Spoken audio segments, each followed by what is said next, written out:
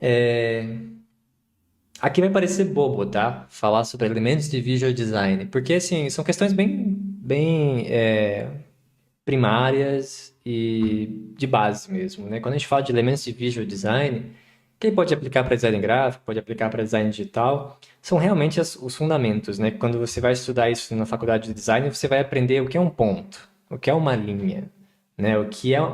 Quais são as formas que existem, sobre cores e tudo mais. E aí, novamente, esses pontos aqui, por si só, eles já abrem um leque enorme de outras coisas que você vai estudar. Então, o meu papel aqui é te mostrar, beleza, existem esses elementos de visual design. Agora, o que você vai fazer com eles, né, é problema seu e você vai ter que entender e dominar essas técnicas, né? Eu vou mostrar como que a gente pode aplicar algumas coisas em UI outros artefatos. Mas, assim, o céu é o limite, né? O Edu falou que tem uma intenção, né? Para tudo, eu acho que design sem intenção não é design, né? É arte. Por mais que também a arte tenha intenção, então eu não quero falar besteira aqui, não quero me comprometer. Mas é isso aí, Edu. Tem que ter intenção na hora de fazer as coisas, né? Ter uma razão de ser, ter um porquê, você saber dizer por que que eu fiz de tal forma. Então vamos lá. O primeiro elemento de visual design é a linha, tá? Eu não coloquei o ponto porque eu gosto de ir para a linha. O ponto é um ponto, né? Você pode fazer várias coisas com um ponto e uma linha, na verdade, é a junção de dois pontos, né? Então aqui a linha é uma marca reta ou curva que conecta dois pontos ou é o caminho de um ponto em movimento, tá? Então a gente vai ver a linha praticamente em qualquer coisa de uma interface, tá? Por mais que também a linha não esteja visível, todas as formas que existem, elas são formadas por linhas. Então, assim, eu trouxe alguns exemplos bem práticos para ficar claro onde é que a gente pode usar a linha, mas de maneira bem geral, a linha é tipo igual falar que, sei lá, água é água, a linha é linha. Então, nesse exemplo aqui, eu estou usando linha para gráfico, né? Gráfico de linhas. Uau, gráfico de linhas usa linhas. Mas eu também tenho linha para as barras, eu tenho linha como divisor, né? Eu tenho linha. A própria caixa, né? O próprio box é uma linha. Se a gente tirar o fundo, ele se torna uma linha, né? Se tiver um stroke aqui ao redor, uma borda, né? Então a linha é fundamental para isso. Delimitar espaço, para a gente atingir um daqueles elementos de princípios, né, de continuidade, para dar movimento, tá? Então a linha ela é um dos elementos de visual design que são muito utilizados e de várias maneiras, né? A gente pode usar, por exemplo, para delimitar uma área de um drag and drop, né, para fazer o upload de documentos. A gente pode usar a linha para indicar que um texto ele está sendo digitado, ele pode ser digitado. A gente pode usar a linha para fazer ícones, a gente pode usar a linha para fazer input fields, né? As caixas de texto de seleção. A gente pode usar a linha para indicar progresso ou para indicar status. Então aqui você pode ver que ela está indicando o progresso de uma checklist. Então são várias linhas agrupadas que dão essa ideia de continuidade, que dão essa ideia de progresso, tá? A gente tem linhas formando, né, as caixas aqui que delimitam o conteúdo. E aí a gente vai entrar bastante nessas questões quando for falar de Gestalt, né? O Gestalt. Mas enfim, a linha é isso. A linha é um dos elementos de video design mais utilizados, embora muitas pessoas não saibam utilizar, né? E aí outro elemento de visual é a forma, né?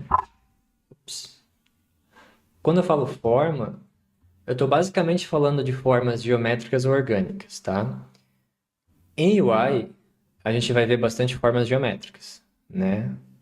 Mas também há possibilidades de utilização de formas orgânicas, em imagem, em ícone e outras questões.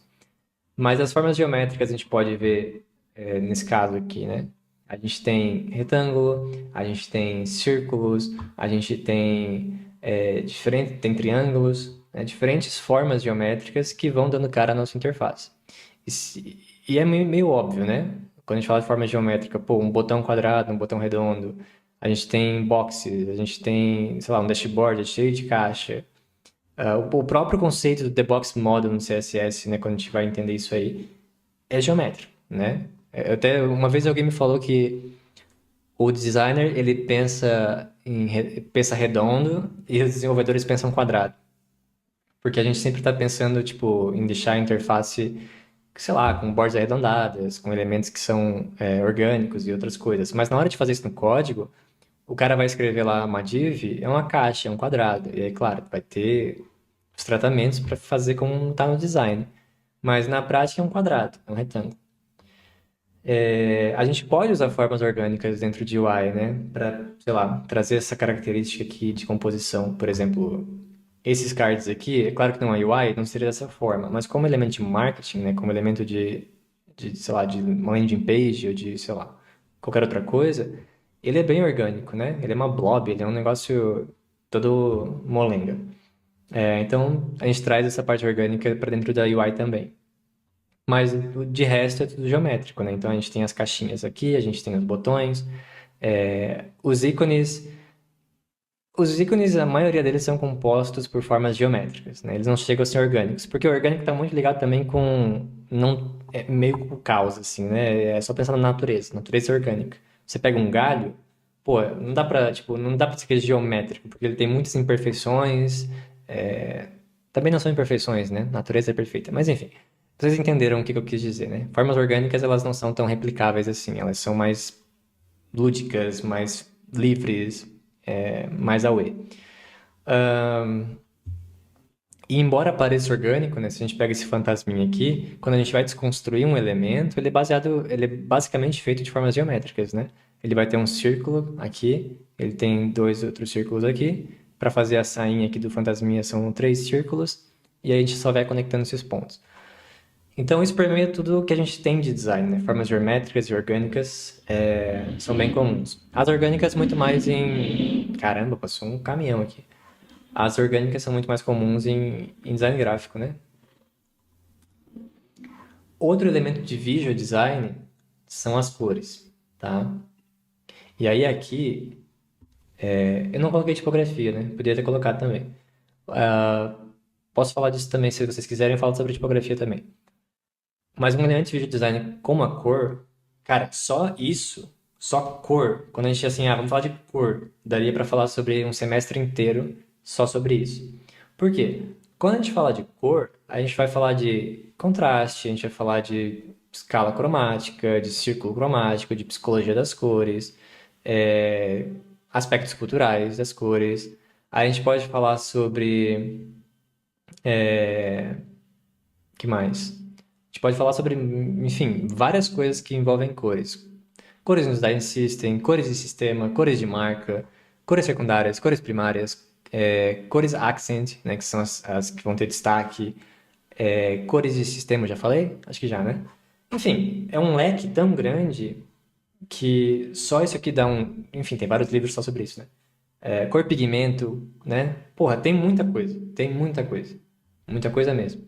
Então, assim, agora, trazendo isso para nossa realidade, né? Quando você vai fazer um design, se você não entende pelo menos o básico de cor, você vai ter designs que não têm contraste, não têm consistência, não trazem nenhum sentimento, não trazem nada de agregador para aquela composição, tá?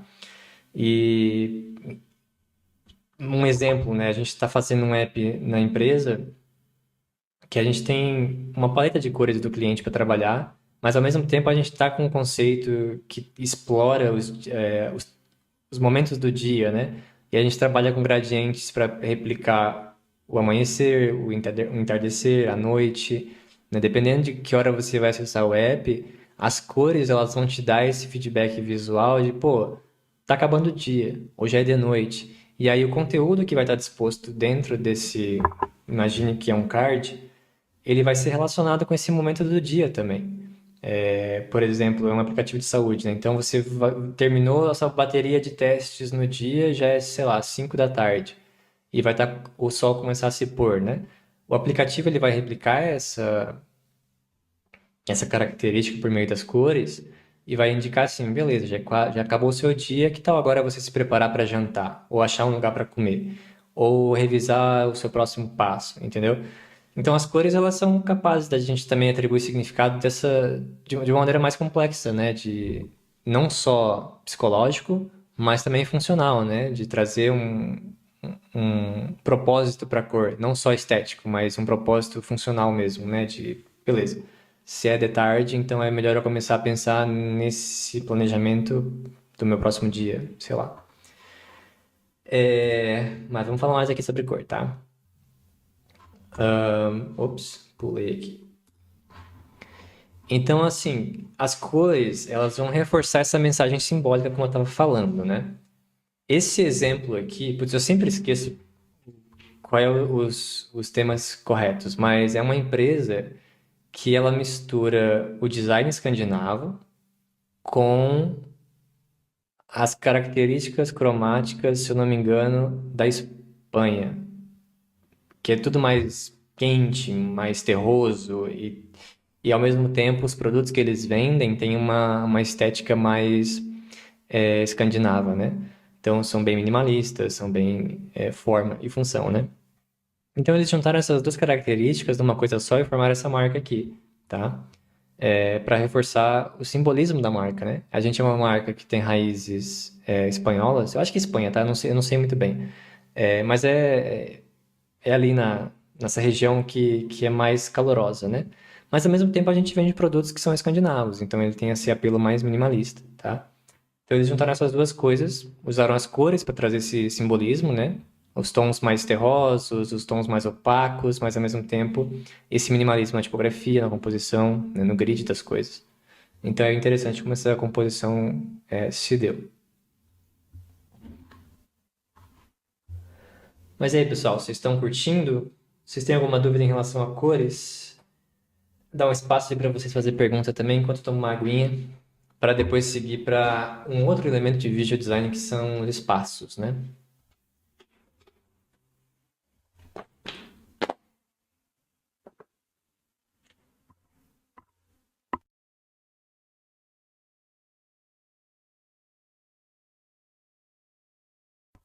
Pô, se você estiver gostando, já deixa o like no vídeo aí. Quem não é inscrito pode se inscrever também no canal.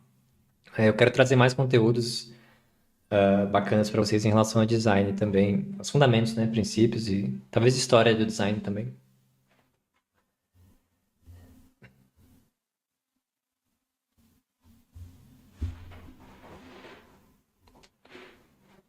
Ó, o Emanuel falou que eu dei uma ideia top sobre essa questão de manhã, tarde e noite. Emanuel, cara, dá pra fazer muita coisa legal com as cores e se a gente começa a juntar conceitos, né? Ah, momentos do dia, como é que as cores podem representar e ter um significado maior na interface, mais funcional. A Sky falou que tá amando a aula, me faz pensar que cores é bem mais do que parece. Sky, se eu fosse falar só sobre cores, você ia pirar, porque tem muita coisa, né? E assim, tem gente que fica no básico, né? Ah, aprende lá o círculo cromático, aprende que tem cores complementares, cores análogas, cores adjacentes, mas fica aí, fica no raso. Eu acho que o bom designer ele vai entender que, cara, tem muito mais do que isso.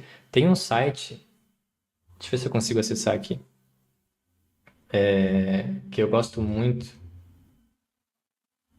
acho que é esse aqui. Eu vou mandar aí no chat para vocês. Se chama Color and Contrast. Contrast. Contrast. Esse inglês hoje está me ferrando. Esse site aí, ele vai na granularidade das cores, tá? Então ele aborda muitas questões sobre cores, sobre sistemas cromáticos, né? Por exemplo, o que que é RGB, o que que é HSL, o que que é CIELAB.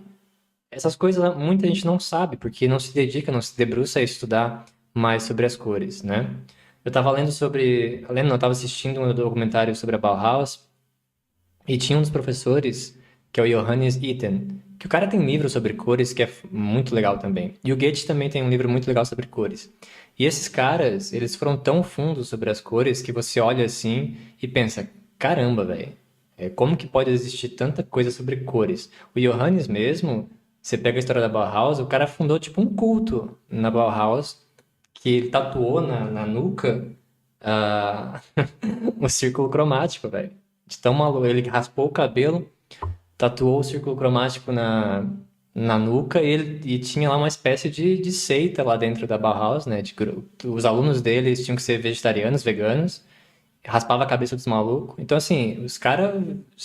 Tem gente que vai muito fundo, né? muito fundo. Quem viu a minha live lá de boa com o meu suquinho, onde eu falei sobre as esferas da árvore da vida, essas pessoas elas entram em Da'at, né? Que é a fonte de todo conhecimento. E a pessoa fica maluca, porque o conhecimento é tão infinito que você vai estudando, estudando, e sempre tem mais coisa para estudar, mais coisa para estudar. Então às vezes ficar no raso é confortável por causa disso, porque se a pessoa se aprofunda, ela fica maluca, ela fica doidona. Mas tá, não vou ficar doidão nas cores aqui, apesar de eu gostar muito. Aí tem uma história engraçada. Tem uma história engraçada que aconteceu na faculdade. Na faculdade eu era muito ficcionado em cores, assim. Então teve uma matéria que eu tava fazendo um artigo. Era para fazer um artigo, eu escolhi o tema de cores. E eu criei. Até tem um artigo no Medium aí que é sobre isso. Como utilizar cores proporcionalmente numa composição. Então tinha toda a regrinha de três, de calcular cores, com base nos cálculos também do Gate. E eu mostrava na prática como que isso ficaria para criar composições geométricas. Então, por exemplo, com base em quanta luz uma cor emite, por exemplo, o amarelo emite muito mais luz que um roxo. Ele era atribuído um valor numérico, e aí você calculava a proporção para saber, beleza, nessa composição aqui, de 100 por 100, eu tenho que usar 60% roxo e 40% amarelo para poder ter uma composição harmônica, porque o amarelo emite muito mais luz do que o roxo, e por isso ele vai menos na composição do que o roxo que emite menos luz, então ele pode ir mais.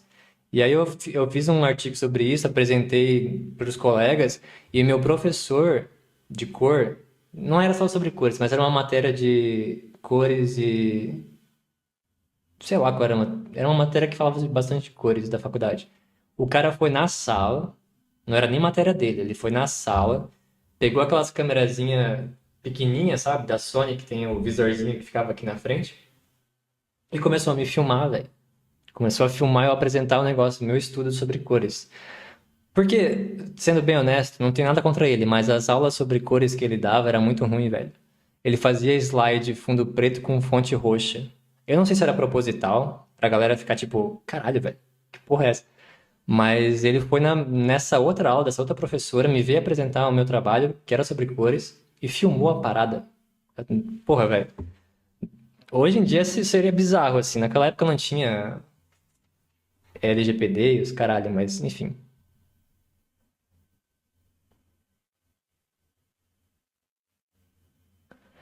Tá, vou continuar aqui, depois eu dou uma olhadinha no chat de novo, tá? Vocês podem ir falando aí, tá, pessoal? Depois eu faço uma leitura de novo. Vou falar sobre o espaço agora aqui, que é um outro elemento de visual design também, tá? E aí, quando eu falo de espaço, novamente, é um mar de assuntos que a gente pode falar, né? A gente pode falar de espaço no sentido de criar uma consistência espacial, né? Ter Pô, eu tinha um termo para isso, mas eu esqueci. Mas, por exemplo, uma lógica de espaços, né? Lógica espacial. É tudo com base 8. Então é 8, 16, 24, 32, 40 e assim por diante. E eu posso também falar de espaço de white space, né? Ou espaço negativo, espaço em branco, que é a maneira como eu vou espaçar os elementos da minha interface para eles se respirarem. E aqui fala, né? Espaço para que os elementos do design respirem. Destacam um conteúdo específico ou partes específicas de um design. E aí esse espaço em branco, esse espaço negativo, né? Ele vai estar alinhado com o balanço, então eu tenho que balancear minha composição. Eu não posso só simplesmente jogar as coisas e achar que espaço em branco vai fazer a mágica, não vai. Questão de espaço, eu também posso colocar dentro dessa caixinha a questão de grid, né? Eu posso usar grid modular para criar espaços, grid de colunas para delimitar espaços também. Então, espaço ele é uma área que um dos elementos de visual design em que a gente pode expandir também nessas outras questões que a gente tem, né? De grid, de espaço em branco e assim por diante. Aí eu trouxe alguns exemplos bem legais aqui, tá? Esse do Porto Rocha é uma landing page que eles fizeram para comemorar os 5 anos, eu acho que eles têm, uma coisa assim. E toda a interface, ela gira em torno do vídeo que está no fundo, né? E também tem outros elementos que ficam passando quando você vai dando scroll na página. Mas o que é legal é que a página, ela utiliza aqui um toggle no canto superior direito. 5 anos aqui, ó, 5 years. No centro tem o título, lá no lado esquerdo tem um logo. Aqui a gente tem o menu de navegação deles, né? O slide. E aqui embaixo a gente tem um playerzinho que fica tocando música. Cara, é uma interface tão simples, mas assim, tão difícil de fazer, de balancear, de criar essa composição, que eu fiquei, caralho, velho, que design legal, tá ligado? Dá vontade de copiar isso aqui e transformar em outras coisas, né? E quando você vai scrollando também, você começa a perceber que tem alguns cases que ficam flutuando na parte esquerda, e aí você rola um pouquinho, tem ele mais abaixo na parte direita, né? Para poder criar harmonia, né? Criar balanço e também criar contraste. O olhar é direcionado da esquerda para a direita a todo momento. Isso é muito legal, tá? Muito legal. Esse caso aqui do Design System da Dropbox, né? Ele é bem legal também, porque assim, por mais que a gente pense, porra, não tem espaço, tá preenchido pra caramba aqui. Na verdade, as caixas dentro delas têm esse espaço, né? Que dá respiro para a informação. E ao mesmo tempo eu estou trabalhando aquele conceito de contraste, né? De opostos, de balanço, de harmonia, porque eu estou sempre balanceando os elementos nos cantos, dando um espaço para eles respirarem e criando essa composição aqui, tá? Então, por mais que pareça completa e cheia, ela é cheia de espaço, na verdade. E elementos que estão ali respirando e criando contraste, né? De opostos aqui. Esquerda superior, direita inferior. Olha só, o elemento começa na esquerda inferior, termina na esquerda superior, na direita superior, desculpa. E assim por diante. Aqui também, né, a gente tem, pô, eu quero dar ênfase para algum negócio. Cara, enche de espaço, né? Mas tem que ter balanço também, né? Se isso aqui tivesse. Isso aqui eu até daria para, tipo, trazer um pouco mais para a esquerda, mas aí também não teria espaço suficiente para o meu texto. Ele ficaria muito colado nas bordas, né?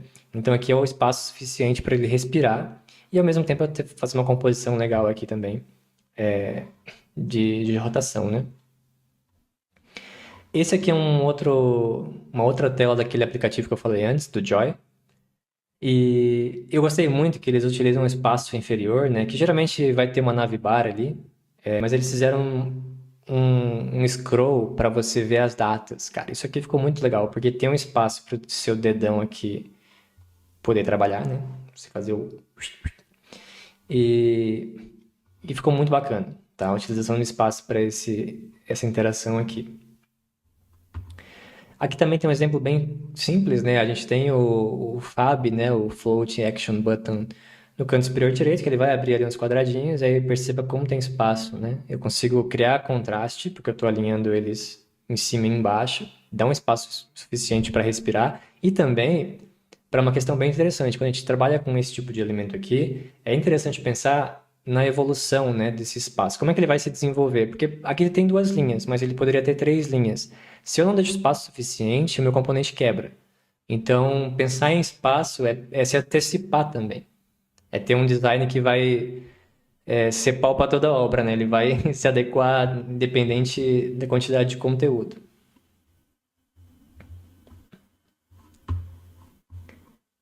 E para fechar, o último elemento de visual design é o movimento, né? E aqui, novamente, já entra várias coisas em relação ao motion design, né? Elementos pequenos, mas cruciais, melhoram a experiência do usuário, que seriam as microinterações, né? Perceba que se não tivesse microinterações nesses elementos aqui, eles seriam elementos normais, né? Um campo de texto onde você coloca o seu cartão de crédito e é isso. Mas aqui ele faz toda uma questão de clipboard, que é animado, ou de visualizar e esconder a informação. Nesse caso aqui também, é uma caixinha que tem um, dois, três, quatro elementos, mas a microinteração faz toda a experiência evoluir, né? Então isso é interessante. Perceba que é nos mínimos detalhes, né? O texto ele tem aqui uma animação, aqui também o botão ele tem uma animação e assim por diante. Então o movimento ele é um dos elementos de visual design que vai trazer esse gostinho a mais, o creme de la creme da sua interface. Tá? E pensar nisso é interessante. Bom, aqui a mesma parada lá que eu mostrei do Joy. Eu não sei se aqui é o Joy, talvez não seja o Joy. Mas são momentos, né, que trazem satisfação na hora de você interagir com uma interface, tá? E agora eu vou ler o chat. Vamos lá. Nossa, agora vocês se empolgaram, hein? Caraca, deixa eu ver aqui. Deixa eu ver o que tem aqui. Um livro muito bom sobre cor, mas é um limiar histórico e filosófico, é o livro do Michel Pastoreu. Preto, a história de uma cor. Eu não conheço esse. Vamos ver o que mais aqui. Tenho mais dificuldade de compor em um espaço em branco. Parece ser mais fácil trabalhar com cores mais escuras. Cara, eu acho que é pessoal, na real. O canvas, sendo preto ou escuro, ele é a mesma coisa. Uma coisa que eu, talvez vocês já perceberam também, mas, por exemplo, se você trabalha com uma fonte regular preta num fundo branco, ela vai parecer muito mais fina do que se o fundo tiver preto e a fonte branca. Se vocês nunca perceberam isso, façam o teste. Por exemplo, deixa, eu- deixa eu fazer, deixa eu botar aqui. Se eu vou ver se eu consigo fazer isso aqui, peraí. Deixa eu voltar aqui. Deixa eu testar um negócio aqui, peraí. Tentar fazer ao vivo aqui. Boa, vai funcionar. Deixa eu mostrar pra vocês aqui o que que eu tô querendo dizer com isso, tá? Médio e tá bacana, né? Vocês estão vendo aí que tá bacana. Tá com, parece, pô, parece bold, parece um negócio legal. Agora, tá com, parece, pô, parece bold, parece um negócio legal. Agora, olha, fica prestando atenção. Eu vou mudar o fundo para branco e o texto para preto, tá?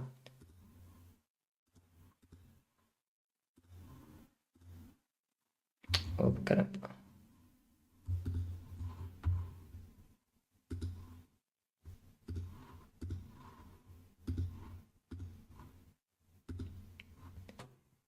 Não parece que a fonte está mais fina? Tipo assim, eu não mudei peso nenhum da fonte. Deixa eu voltar. Ó, fonte preta em fundo branco, mesmo num peso médio, ela vai parecer muito mais fina do que a mesma configuração, só que com as cores invertidas. Eu não mudei peso nenhum, mas eu prefiro muito mais trabalhar com fundo preto e a fonte branca, porque, cara, uma fonte média ou regular aqui fica top no fundo preto. Agora, se você faz o contrário, ela fica muito esquisita, tá? Então, só para vocês verem como que, tipo, estudar cores, estudar contraste, estudar essas coisas é fundamental. Para você chegar nessa conclusão aí de ferrar sua cabeça. Assim, caraca, velho, como é que eu vou fazer um negócio consistente se eu mudar a cor de fundo, o peso e o tamanho da minha fonte fica uma bosta na outra cor? É o que eu tô enfrentando lá no Components Design, por isso que o negócio ficou todo preto. Eu fiquei pé da vida. E aí eu fui colocando tudo preto com branco.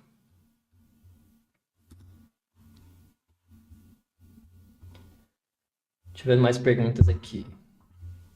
Janete falou: quando a gente está falando de viabilizar uma tarefa ou tentar vender algo para o usuário, acho que geralmente o caminho escolhido é enxugar as informações. Ah, tá, irrelevante. Que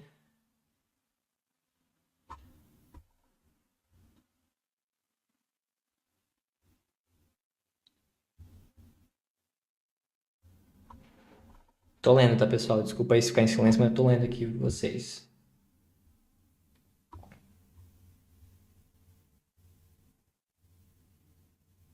Tá, tem uma pergunta boa aqui, mas que não faz nada, não tem nada a ver com o tema. Mas sobre trazer o trabalho do motion, né? Cara, geralmente tem designer que faz motion, então ele já vai fazendo ao mesmo tempo que ele vai criando a interface. Mas tem situações que traz o motion depois pra fazer, que é super normal. Ou você faz, tipo, a ideia, passo a passo, né? Como se fosse frame. Aí você contrata uma pessoa pra animar pra você e fazer toda a parte de motion, tá?